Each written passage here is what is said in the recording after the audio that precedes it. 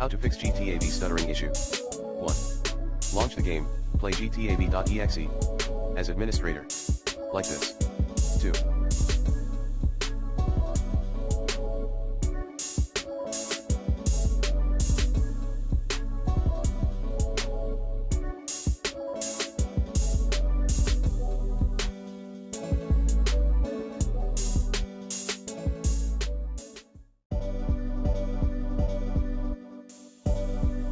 Remove or disable full screen optimizations.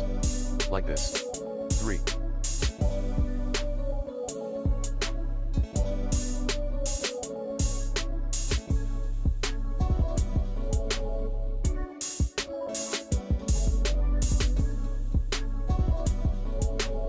Close unnecessary apps via Task Manager. 4.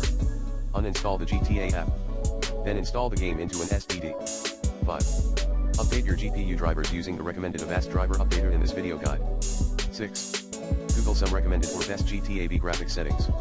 Reported options include anti-aliasing, VSync, shadows, texture quality, shader quality, reflection quality, grass quality.